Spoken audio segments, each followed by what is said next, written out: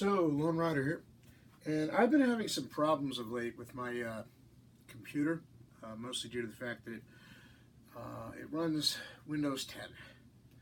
And I never wanted Windows 10. I didn't seek this out and say, hey, that looks cool, I want to purchase it. The computer was damaged and the repair shop installed Windows 10, even though I explicitly told them not to. I had Windows 7 and I was perfectly happy with it. And I just want to preface everything I'm going to say by the fact that, stating the fact that I grew up using Microsoft products, and all the way back to Windows 95 and what came before it. And basically, everything you're about to hear is from somebody who grew up with Microsoft and was perfectly happy with it up until recently. I have some serious misgivings about Microsoft and how they handle their products. It's not just, the fact that they basically hack into your computer and update it and alter the product that you purchased without your permission. It's not just the fact that,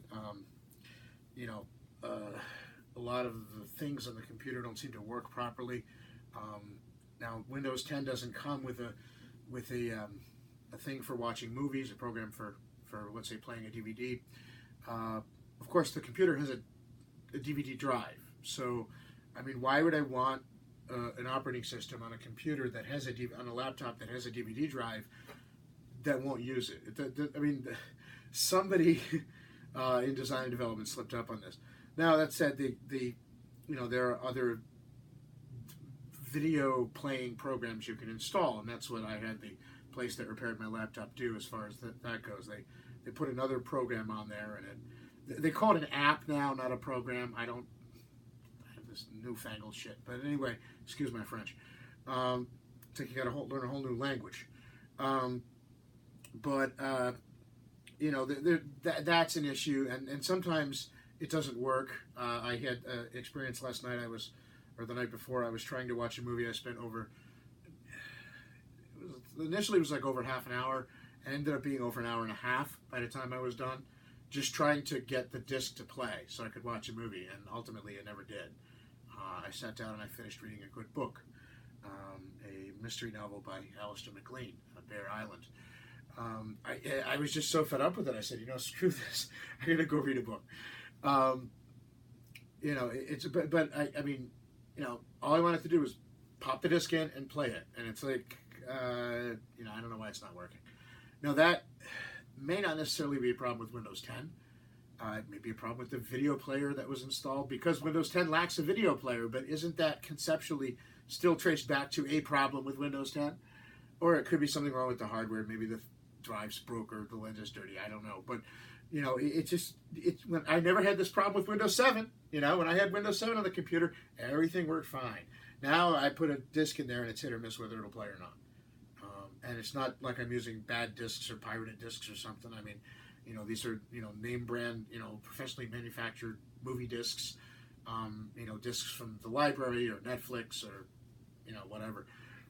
I find it strange, even discs from my own library, if you want to call it, at home that I take off the shelf, movies I own, or episodes of TV series. And these are my discs. I take good care of them. I keep them clean. And sometimes they play, sometimes they don't. It's almost like it's up to the whim of, the electronic gods. Like somebody's up there flipping a coin. Is it going to work now or not? And it's frustrating, right? You pay money for something that's supposed to work and it doesn't work. Just like it's frustrating that Windows thinks that they can just like randomly hack into your computer. And I get that people who justify that, by saying, well, you agreed to it when you signed the user agreement, when you clicked on that, when you first bought the program. Thing is, I never bought Windows 10. I never chose it. It was installed essentially without my knowledge and over my objections. Because I guess the people at the repair shop thought they were doing me a favor. Yeah, right. The funny thing is, I'm not the only one that's had that happen to them. There are people who had, so-called forced upgrade to Windows 10. They had Windows 7 and they were happy with it, and then Windows 10 just installs itself on their computer without their warning. So how can those people, how can you be said to have consented to something that you never consented to because it was done without your knowledge or over your objection or whatever. So, the argument that, well, it's in the user agreement, read the fine print, that kind of falls flat when nobody ever agreed to anything. I mean, I'm sure there's some people out there who chose Windows 10 and installed it. And in that case, you get what you ask for. But, for those of us who didn't want it and it was put on our machines either without our permission or without our knowledge, either by a repair shop that thought they were doing us a favor, or for those people who, had Windows surreptitiously download itself, and install Windows 10 without your knowledge or agreeing to it. How can you have been said to have agreed to anything, right? And then there's the fact that, then they hack into your computer and they start changing all stuff around, with their so-called updates. And they try to justify it, well, it's a service now. It's not an operating system. No, it's an operating system, right? You can call it a swan. You can say it quacks like a swan. You can say it walks like a swan. But if it quacks like a duck and it walks like a duck, and then it is a duck, right? It's just in this case, it's a crappy duck. So they figure if they call it something else, then people won't judge it the same way as they judge all the other ducks. The problem is, calling it a service it's like you've got a rubber dictionary and you're coming up with your own meaning for words, right? You're stretching the bounds of credulity here with your... It's like conceptually, do you know what you're talking about, right? It's an operating system. You buy the one thing and that's it. It's not a service. The only service I have that for my computer is the contract with the internet provider. They provide a service, we give them money. And, their service isn't all that great either. But the point is, that's a service, right? They provide a I don't want to use a word to define itself, so I won't say they provide a service, but they provide access to the infrastructure of the internet, and allow you to utilize that. Just like when you have, a provider for a phone, phone contact or electricity at your home, or a cable provider for cable TV. They're basically leasing you access to the cable network and lines. They're leasing you access to their cable satellites or whatever, or the telephone lines in the case of landlines. The electricity company, they're basically selling you piecemeal or leasing you access to the power grid, right, and the power generating capacity. You know that going in, you agree to it, you pay for it, and you pay a rate every so often to fund that. This is different. You buy an operating system, and then all of a sudden they decide to call it a service, and they start randomly changing things on it And again, it's all traced back to the fact that you can't say anybody agreed to anything in a user agreement, because guess what? This was done without my knowledge. And again, I'm not the only one. There's people all over the world who had. Microsoft likes to talk about how many people use their new Windows 10. How many of those people do you think actually chose it or had it downloaded into their computer while they were asleep? And then they woke up in the morning and it's like, hey, you have a new operating system. What? Right? So, for these people, to say at Microsoft, oh, look how popular it is. Yeah, because you basically hacked everybody, right? They didn't agree to that. And guess what? How something starts out is usually a good indicator of how it will continue, right? If the first thing they do in order to promote Windows 10 is hack into people's computers without their permission, what the heck do you think the rest of the functioning of Windows 10 is going to consist of? That's right, hacking. Stuff goes in and comes out without your permission. It installs random programs whenever it wants, whatever it wants. You have no control over it, really, unless you do a variety of things. There's a few things you can do to try and forestall the updates. It's taken a long time to figure out how to do that. In my case, I set my computer to a metered connection, even though it's not, and it seems to have tricked it so far for the past few months. I've just been getting a little blurb that says we cannot finish downloading and installing your update, and then it goes away.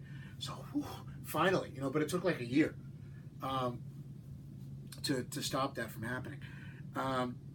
And basically, most of the fixes out there that you're going to find if you do research on the internet, especially if you're not computer savvy and you're not willing to sit there and like wade through lines of code and crap.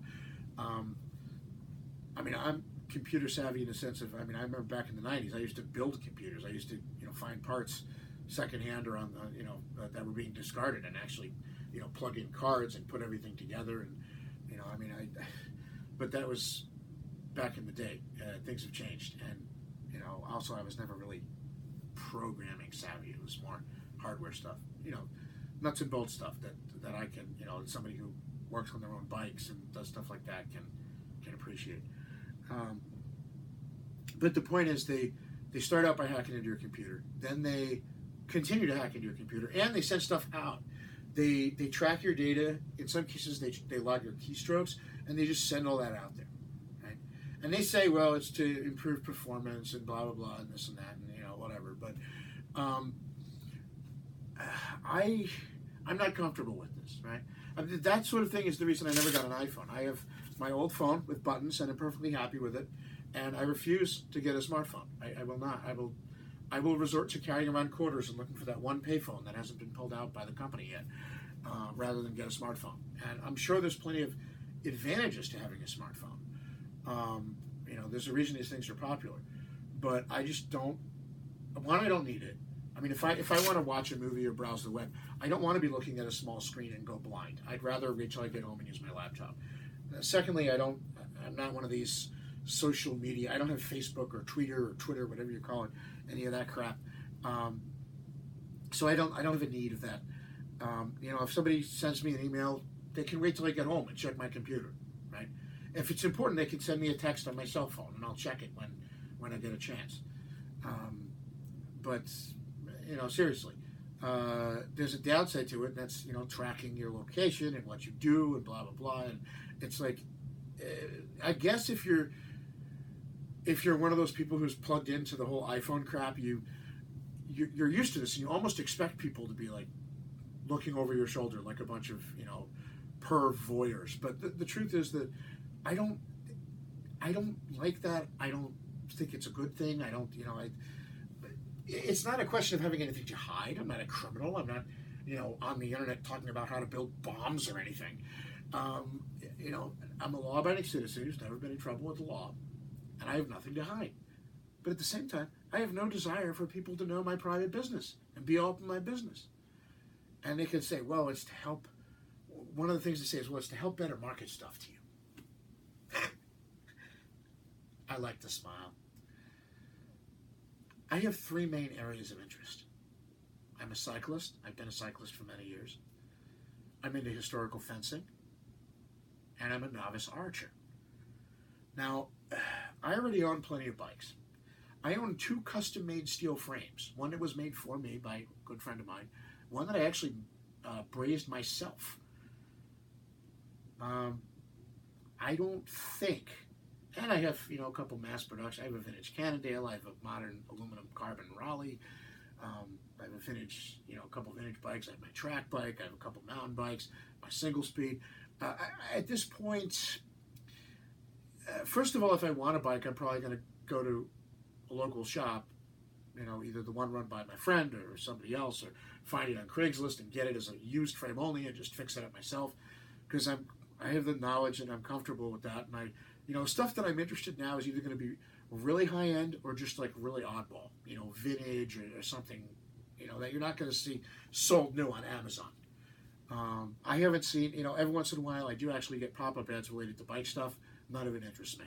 All right. Some of it I might find curious and I might click on it out of curiosity. But at the end of the day, if I want to say they have a new type of helmet or something that they developed, right? Or some other accessory, because I'm probably not going to buy a bike online. I mean, I have a good friend of mine who runs a bike shop, and I already own plenty of cool bikes. But, okay, so suppose there's a new pair of bike shades or a new kind of helmet that somebody developed or whatever, and I'm curious about it. I may click on the ad to read about it, but when it comes time to buy it, I'm going to have my friend order it at his shop, right? Which I can go to in person and is run by somebody who I know and I've known for many years. I'm not going to buy crap off Amazon for something like that. And, especially since, even if I was in the market for it, bike stuff, you've got to try out the bike. You've got to see how it fits, what the standover height is, published measurements such as here's a 52 centimeter seat tube are a help, but the problem is some frames have sloping top tube designs with virtual standover heights. Different frame materials are different tubing diameters. So center to center measurements basically mean nothing anymore, even though that's what most of us old school guys were brought up on.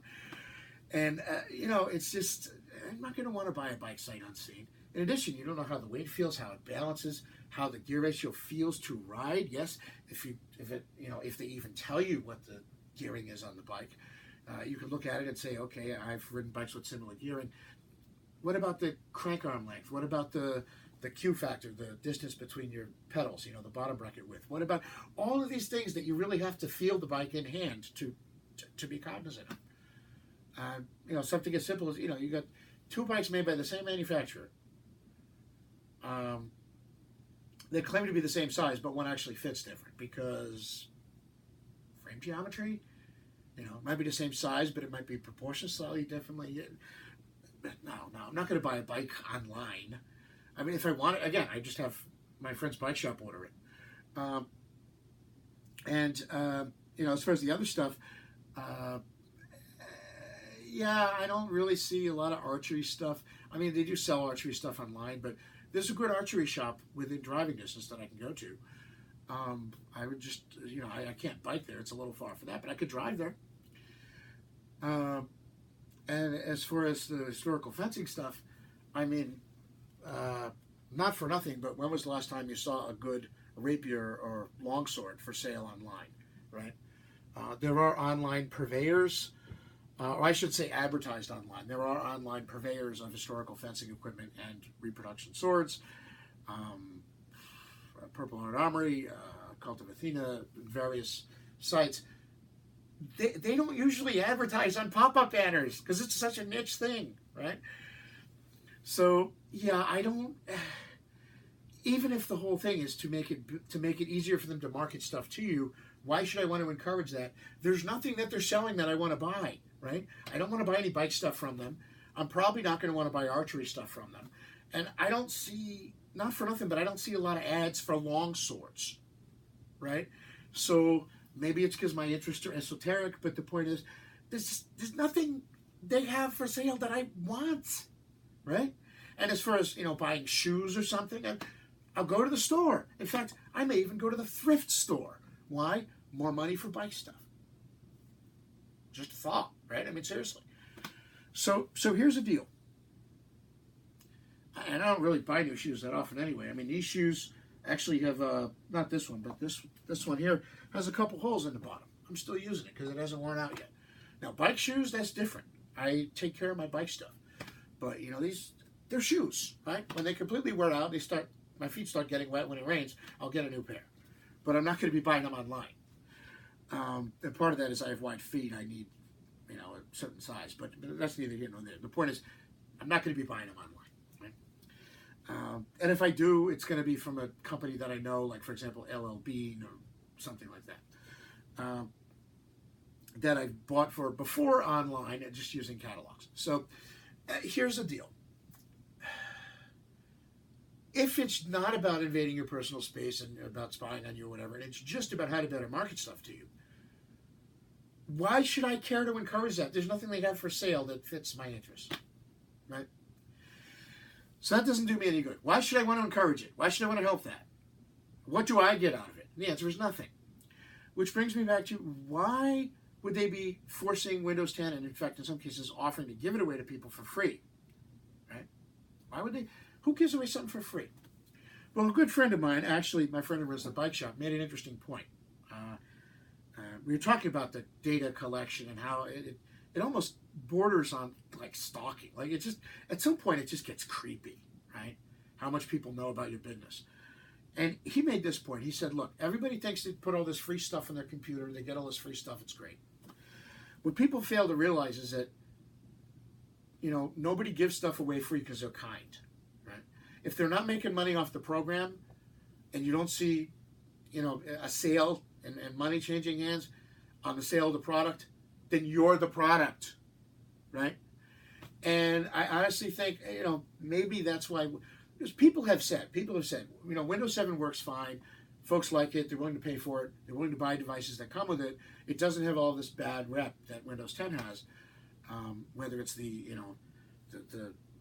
breaking into your computer without your consent, whether it's altering the product that you've purchased, whether it's the compatibility issues and the updates just occurring at inconvenient times, and in some cases crashing your computer and erasing programs that are already on there and all kinds of stuff. Or whether it's the issue of them spying on you and actually taking data from your computer, tracking what you do, and sending it out to not only themselves but third parties and all sorts of other stuff. It's this. Why would they give it away free? And in fact, force it on people free of charge.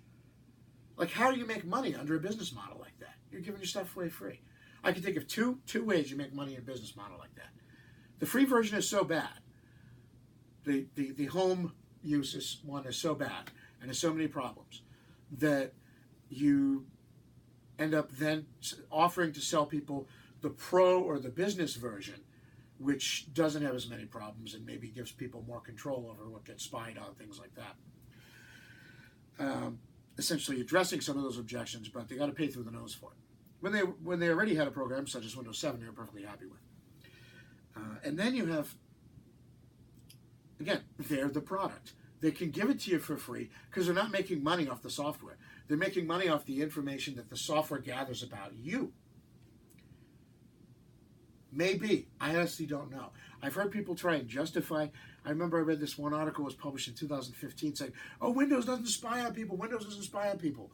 And then just recently it came out, oh, Windows admits that there's no way to turn off the spying. So not only are they admitting that they're spying on you, when you thought you were deactivating it, you actually weren't. Well, there you go. I mean, there's a reason I have a sticky note over the camera on my computer. Right? And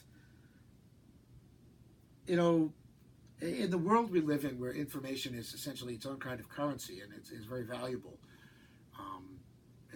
at every level, commercially, politically, whatever, socially, I do understand why, there's a tendency to just sort of suck up as much info as you can about everybody. I understand it, but the fact that I understand the motives of somebody for engaging in an action doesn't mean that I approve of it or I think it's correct. Right? I may understand why a gangbanger robs a bank and shoots a teller in the face. I may understand what his motives were, but that doesn't mean that what he did wasn't incredibly, horribly wrong, right? This is a little different. Nobody's getting shot in the face, but okay, a burglar, right? I may understand why a burglar breaks into a home. Right? He's got a crack habit. He wants the money to feed his crack habit. Okay? You can see the logic there. It's still wrong. It's still burglary, right? Just like I understand Microsoft might have a reason for gathering all this info on its customers. It's valuable information after all. Why let it go to waste? But just because I can understand why they might be doing it doesn't mean that I think it's right. And the whole back to the issue of consent, if you never agreed to have Windows 10 in the first place, how can you be said to have agreed to any of this crap? And I think it's creepy how so many people in society are just used to being spied on, right? It's one thing if you publish something on the internet, if you write a blog post or you put a video up there or you do whatever. Yes, that's out there now. You might as well have taken out an ad of the New York Times or written a letter to the editor of your local newspaper. But stuff that's on your computer that you've not shared with anybody, that may be in your documents folder, maybe a rough draft of a science fiction story or correspondence or some other thing that that hasn't been published essentially online and is just in your computer. Why should anybody be getting that? And think about the legal risk here too. If you're a lawyer or a doctor or somebody else who has a client confidentiality. Now, if you're using an Office version, the spying may not be so bad, or you may be able to disable some of it, but there's still spying. And think about this. A lot of people take their work home. I know lawyers, and in fact, I know judges who take their work home, right? Now, in some cases, they're required to use a work laptop. But what about the people they're corresponding with? What about their clients? What about their patients, etc.? So does that person now give up their patient doctor confidentiality and lawyer-client confidentiality because they've used Microsoft 10 and Microsoft 10 spies. So theoretically, there's a third party in the conversation now, so none of that stuff's privileged. These are issues that are going to have to be addressed at some point. Just like if you have an idea for anything from a new invention to a short story, and you're just making a note of it in a Word document for future reference. And maybe you never get back to it. But Windows is logging your keystrokes or scanning your stuff and sending the information out. And next thing you know, there's some TV show or something comes up and they're using the same idea as a plot point. And it's like, well, I thought of that. Are you ever going to know if they stole your idea, right? I mean, most of us aren't people who are of public interest. Most of us are just regular people, right? Most of us aren't celebrities or anybody that really would be worth spying on, frankly. My life isn't all that interesting. I'm sure yours isn't all that interesting either. But the thing is this: it's our life. It's not a question of is there a reason for somebody to want my information beyond trying to, let's say, sell me Amazon ads. It's my information. If you want it, you better damn well ask, please. All right. It's a moral issue. It's the same thing as if somebody broke into your house at night and started rummaging through your drawers. Well, that's what Microsoft does, either in terms of their updates, breaking into the computer and altering the product you've already purchased, or in terms of the data reporting, whatever, spying, whatever you want to call it. And of course, they're not the only one. Google does it. The government does it. A lot of people do it. And this isn't a new thing. As long as there's been communication, there's been eavesdroppers. But it's one thing to, steam open an envelope and read somebody's purloined letter. It's another thing to just snatch information, out of the air in the interchange between circuits in somebody's home 3,000 miles away. The fact that it's so easy to spy on people now is probably one of the reasons why it's so prevalent, right? And I don't think it's right. And there's only a limited number of things you can do. I mean, unless you're willing to, move to a cabin in the woods with no electricity. At some point, people are going to monitor some of your stuff. I get that. But the point is, I might not be able to do anything about, powerful supercomputers in the basement of the NSA randomly searching through every phone message or whatever. What can I do something about, or should be able to do something about, is my own computer that I'm using. The tools I'm using shouldn't be a danger to me or my privacy, right? I don't. We have a bike pump here, mini pump. I don't expect my bike pump to spy on me. I don't expect they're going to take this apart and there's going to be a microphone in there, right? I don't. Here's a screwdriver, right? I don't expect that there's going to be a recording device hidden in here, right? I don't pick up a calipers and expect to find that there's a camera in this thing. So what the hell? Why would my computer, right? Why would my computer? Any of these other devices, if they put this crap in there, it would be like stalking. It would be against the law. With the computer, apparently it's okay. People forget that computer is just a tool. It's no different than a screwdriver or a bike pump or a calipers. And it should do what it's designed to do and not do what you don't want it to do, right? I mean, if my calipers ran around my house taking pictures of my personal crap and I wasn't looking, I'd be kind of pissed, right? I'd also be kind of in awe. I'd be like, wow, who invented a microscopic robot that can fit, in a calipers? But, we don't expect our stuff to spy on us. Why are we okay with it with computers? And again, I think this may be a side effect of the iPhone generation, and people just so inured to that sort of targeting and information, retrieval and storage. Well, I'm not part of the iPhone generation, all right? No, I'm not going to go move to a cabin in the woods with no electricity. But I'm perfectly happy staying with a regular cell phone precisely to avoid the kind of bullcrap that they pull with things like iPhones. And, I definitely don't want it on my computer if I've, saved myself $200 by not getting an iPhone. And avoided the hassle of that, why would I want the hassle on my computer? Especially since I never agreed to it, right? And that's the whole point. Maybe you can say somebody who buys Windows 10 and seeks it out and says, well, they asked for all of this. Those of us who had it forced on us by Microsoft or installed without our permission, we never agreed to any of this. And so I honestly think it's wrong. And the entire business model is wrong. This entire idea of, let's have and I honestly don't know how much of the revenue comes from selling your personal information or if they're just storing it as sort of a, for a rainy day thing. But the point is, it's your personal information. They shouldn't be doing that, right? If I want to sit there and I want to use a Word document to type, whether it's a short story or a letter, right, or an essay, why does Cortina, whatever it's called, need to be monitoring my business? Why do they need to be tracking my keystrokes? Is that going to help me write better? Or are they going to pop up and be like, hey, you spelled, ambience wrong? No, okay? It's not. There's no benefit to you, so why are they doing it? Obviously, only because it benefits them. Now, how does it benefit them? I don't know. All I know is they wouldn't be doing this unless they had a reason. And maybe they're not actually selling it. Maybe they're just giving it away. Maybe they're trading it. I honestly don't know. But the point is, I know they shouldn't be doing this. And, this is particularly outrageous. And, again, it's not a question of, well, the updates have been effective or they mess with your stuff.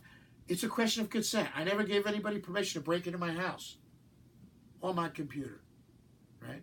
And, it's too bad, at least when somebody breaks in your house, right? I mean, if you're home and you find a burglar, you could be like, pick up a baseball bat and be like, hey, burglar, get out of my house. Microsoft breaking into your computer, there's nothing you can do. Even if you spot it, there's no way to confront it, no way to stop it. At least the burglar is more honest, right? And keep in mind, everything you just heard is coming from somebody who grew up with Microsoft and used to defend Microsoft and used to think Microsoft was wonderful. Now I'm starting to wonder if they're seriously evil.